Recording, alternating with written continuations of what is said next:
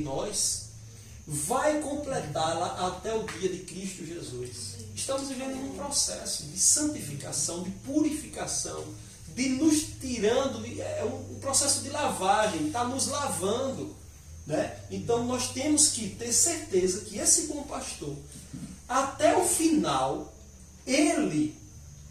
foi ele quem começou essa boa obra em nós, ele vai completá-la. Algumas lições práticas, e aí nós já podemos olhar na palavra, né? Jesus é o bom pastor, por quê? Primeiro, versículo 17, ele dá a vida pelas ovelhas voluntariamente. O que é que diz no versículo 17? Por isto o Pai me ama, porque dou a minha vida para tornar a tomá-la. Ninguém matou Jesus. Ninguém prendeu Jesus. Foi um acidente. Nós vemos que em alguns momentos pegaram pedras para meter em Jesus, tentaram jogar ele de uma ribanceira e ninguém conseguiu, ele simplesmente passava pelo meio do povo, como se desaparecesse. Mas por quê? Porque ainda não havia chegado a hora e que ninguém tem o poder e a autoridade para tocar nele e matar ele, para pegar ele de surpresa. Eita, me mataram. Não. Tinha tudo determinado, era tudo, se encaixa naquilo que eu acabei de falar. Isso que era um cumprimento de uma agenda, era um dia após o outro e cada dia sabia o que ia acontecer. Sabia o que deveria, na verdade, acontecer. Então, ninguém tirou a vida de Jesus, ele deu. E ele recebeu esse mandamento de quem? Para que fizesse isso? Do Pai. Recebeu o aval, né? Isso, justamente. E ele deu essa vida por quem? Pelas ovelhas. Pelas ovelhas. E é daquela ideia, né, Tássio? A morte dele tem assim, um plano, né? Um cumprimento, né? Sim. Por isso que alguém, quando diz não crê na certeza da salvação eterna, no entendimento, está negando o que o próprio Deus propôs, perfeitamente. O ponto 1 aí, no versículo 11, que está lá no tópico primeiro, lá, né? Jesus é o bom pastor por quê? Porque ele dá a sua vida sacrificialmente, substitutiva. É a efetivação da nossa salvação. Perfeito. Olha o que diz lá no versículo 11. Eu sou o bom pastor. O bom pastor dá a vida pelas ovelhas. Veja só, nós temos algum exemplo de sacrifício, que foi o que aconteceu com Jesus. Quando Isaac percebeu que ele seria o sacrifício, ele ficou mansinho ou ele se rebateu? Ele se rebateu, senão não precisava ter sido amarrado. Uma ovelha no sacrifício no Antigo Testamento, que era quem? Era o pagamento sacrificial pelos pecados de Israel. Essas ovelhas, elas iam aqui de cabeça baixa, tranquilo, ou iam se batendo? Iam se batendo. Mas o bom pastor não.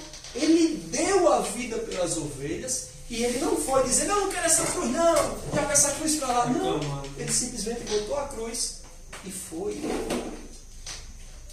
É um sacrifício, né, que substitui quem? As ovelhas que precisavam ser mortas e que mereciam ser mortas. Mas ele, para que não visse as suas ovelhas mortas, o pastor deu a vida. Não toque nas minhas ovelhas, matem a mim. Foi o que Cristo fez por nós. Substituiu. Então, os versículos 15 e o versículo 18 diz assim: assim como o Pai me conhece a mim, também eu conheço o Pai, e dou a minha vida pelas ovelhas. 18. Ninguém me tira de mim, ninguém tira elas de mim, mas eu de mim mesmo a dou. Está falando da vida, né? Tenho poder para dar e poder para tornar a tomá-la. Este mandamento recebi de meu Pai. Esta ordem de fazer isso recebi do meu Pai. E o que é que acontece? O nome disso é sacrifício vicário. O que é vicário? É que substitui outra pessoa. Vicário é a substituição de outra pessoa. É um sacrifício vicário, por quê? Porque alguém se sacrificou no meu lugar. E esse foi Cristo. E não há quem diga que não merecer, que não precisava que isso fosse feito, então comprove que não pecou. Porque o motivo dele ter ido para lá foi o pecado dessas ovelhas. E que essas ovelhas estavam manchadas. E para que elas fossem perfeitamente puras, e que agora a sua lã, posso dizer assim, passe a ser mais alvo que a neve, é preciso serem lavadas. E a água que foi lavada foi o sangue de Jesus Cristo, que é quem lava essas ovelhas e que purifica elas, para que elas fiquem mais alvas que a neve. É por isso que são aceitas por Deus, né? Livres do pecado. Então, lavadas com o sangue do próprio Filho de Deus, agora são aceitas por Deus. Que é aquele caso que falamos. São justificadas em Cristo Jesus. Segundo ponto aí, finaliza essa parte, né? Ele conhece, Jesus é bom pastor por quê? Porque ele conhece, chama, e não só chama e diz, vocês agora são minhas. Não. Todo bom pastor, ele vai à frente do seu rebanho. Ele guia suas ovelhas. Versículo 27 e 28 diz: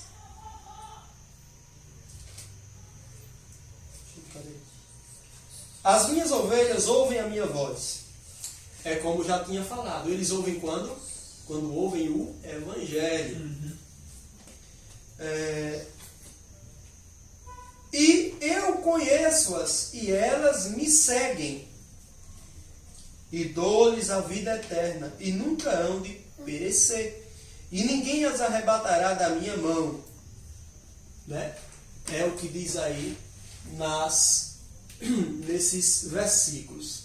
Então, bem rapidinho, como nós já vimos, né, o contexto geral aqui, eu acredito que deu para todo mundo se contextualizar com os versículos, né? Passando rapidinho, eu lhes asseguro que aquele que não entra no aprisco das ovelhas pela porta, quem é a porta?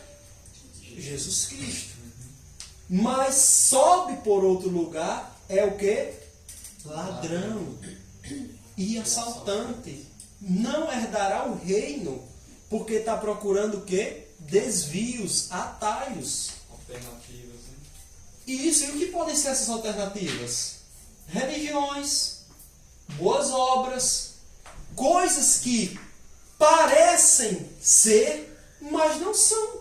Por quê? Porque a única porta é aquele que diz, eu sou a porta. E quem é esse? Deus, Jesus Cristo. Eu sou a porta.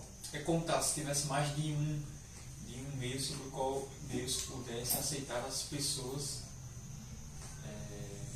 como salvas, né? Além de Cristo, né? Isso. É exatamente e é isso. como se esse plano que é eterno, que se consuma aqui, na cruz e nesse sacrifício, desde ele vir para esse mundo, fosse inválido, fosse fraco e não tivesse condições dele próprio, esse plano perfeito de Deus, substituir, salvar alguém, a ponto de dizer, olha, a máquina aqui está já acabando as pilhas. Vocês agora ajudem, empurra esse carro aí para que ele dê certo. E não é. O que é isso? E não é. Ele tá no ciclo da sua Havaiana, tá no seu pé.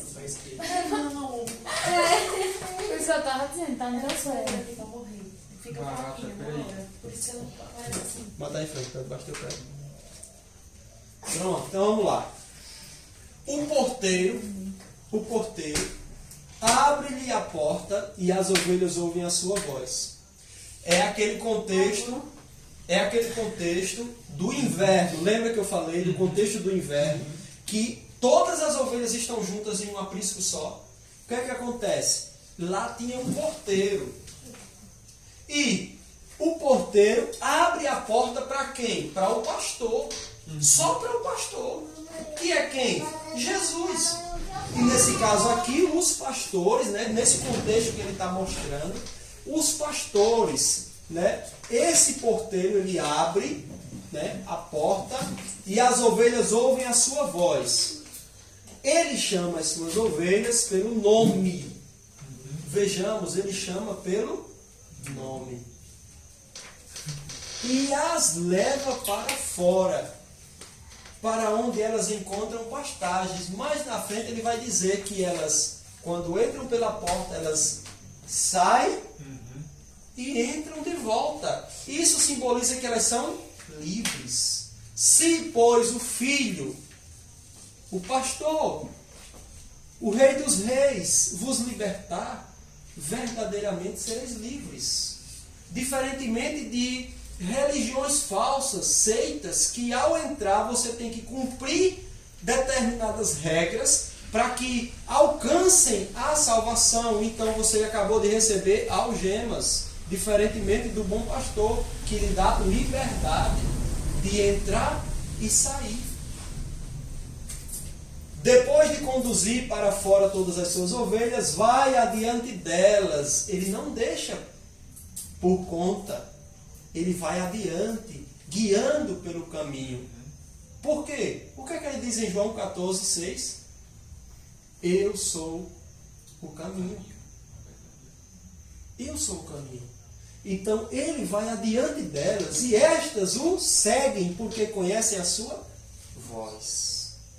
Vão seguindo o seu bom pastor, mas nunca seguirão um estranho. Se outro pastor chegar lá e chamar, vem ovelhas, acontece o que nós vimos no vídeo. Não vão. Mas quando ouvem a voz do seu pastor, levanta a cabeça e segue, né? Nesse caso, Kardec chamar, Maomé, Não vai. Não vai, né? Não vai. Mas nunca seguirão estranho. Na verdade, fugirão dele. Porque não reconhecem a voz de estranhos. O versículo 6 de Jesus usou essa comparação, mas eles não compreenderam. Eles quem?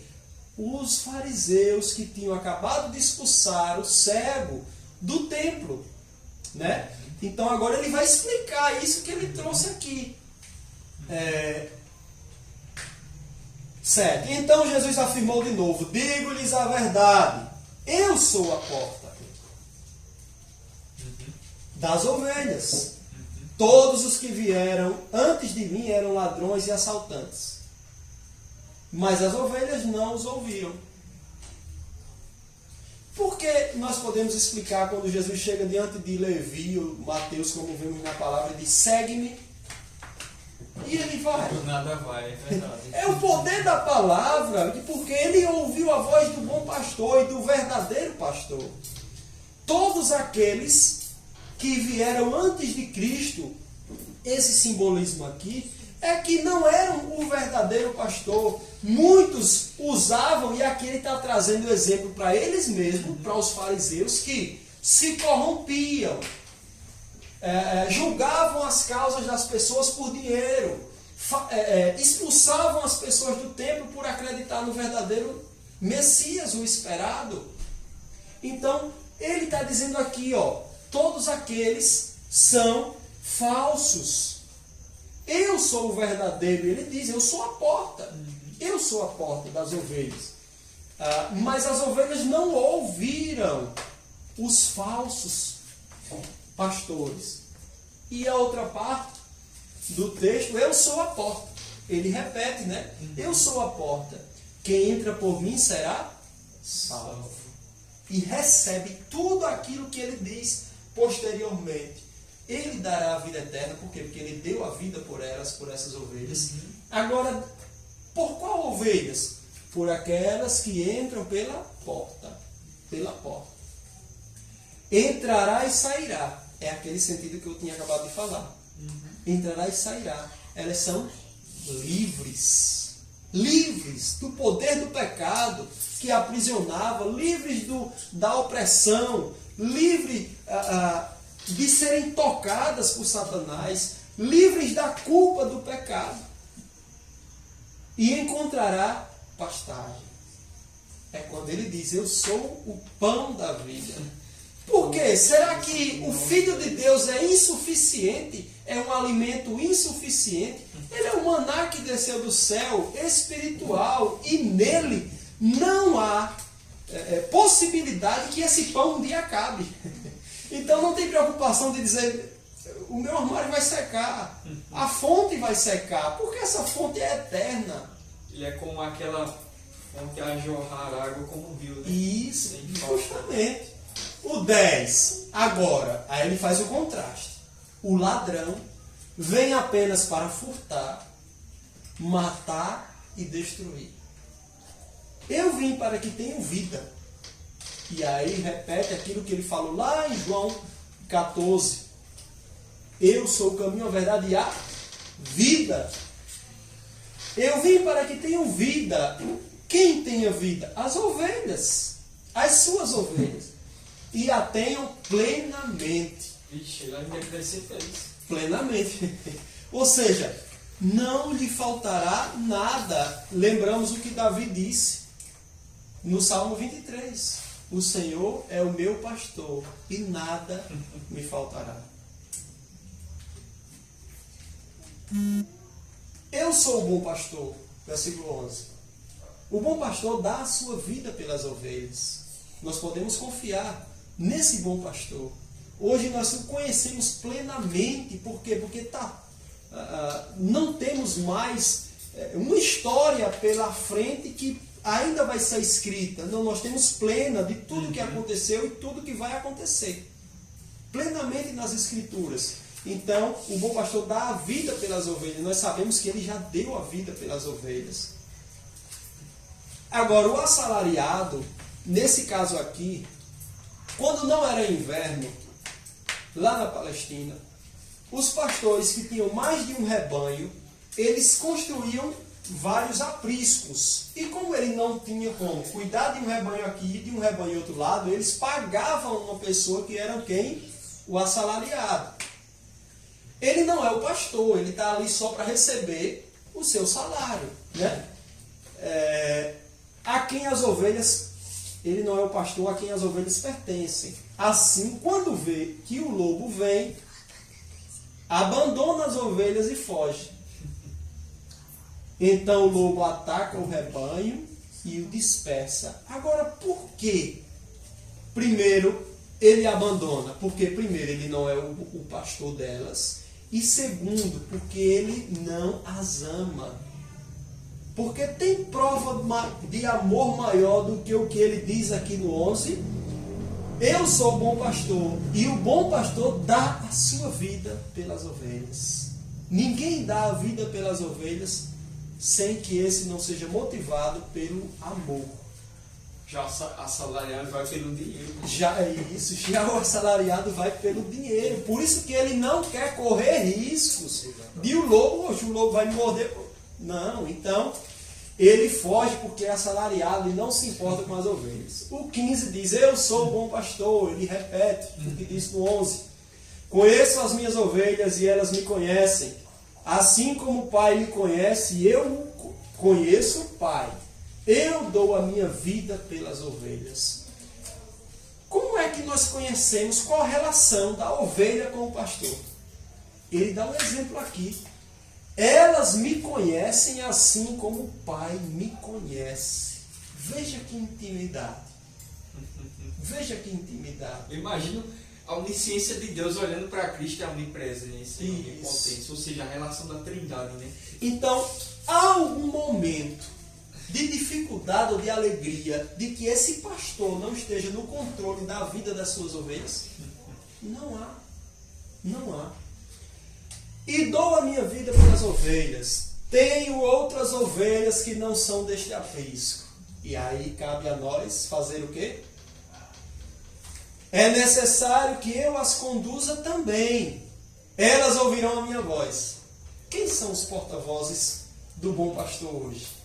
Quem é que vai berrar para que as ovelhas que estão dispersas e que ainda não sabem que são desse pastor, que esse pastor é o dono delas, como elas irão ouvir? Através do berro das que já são ovelhas, através da pregação do Evangelho, que foi o ponto, o poder de Deus pelo qual nós passamos a crer, ao ouvi-lo. Então, É preciso que essas ovelhas, nós, pregue esse evangelho a tempo e fora de tempo, para que aqueles que são ovelhas também, desse aprisco que nós já somos, venham fazer parte desse corpo, desse aprisco. Porque as ovelhas têm prazer em estarem em comunhão. É necessário que eu as conduza também. Elas ouvirão a minha voz e haverá um só rebanho e um só pastor. Por isso é que meu Pai me ama, porque eu dou a minha vida para retomá-la. Ninguém a tira de mim. É aquele contexto que nós estávamos falando. Ninguém matou Jesus ali. Ele deu a sua vida. Mas eu a dou por minha espontânea vontade. Foi forçado? Ah, Jesus! Foi forçado? Foi não. Tenho autoridade para dá-la e para retomá-la. Esta ordem recebi de meu Pai. As minhas ovelhas ouvem a minha voz, e eu as conheço, e elas me seguem. Tem como uma ovelha ouvir a voz do seu pastor e não seguir? Não tem. É impossível. Por quê? Porque essa voz é como se tivesse guardada em algum lugar, e que quando ouvimos a voz do pastor, o tampão das ovelhas, das orelhas caíssem, e a gente identificasse e começasse a berrar andando atrás desse pastor. Como a criptografia, né? É uma imagem que tivemos de alguém, mas que pelo distanciamento do tempo, né? Que ocasionou assim uma ruptura nesse relacionamento. Com o passar do tempo você reencontrou ela, mas lembrou dela como da primeira vez. Sim. Né? Então não tem escapatória. Né? E o 28, para finalizar. E dou-lhes a vida eterna. Ele nos dá.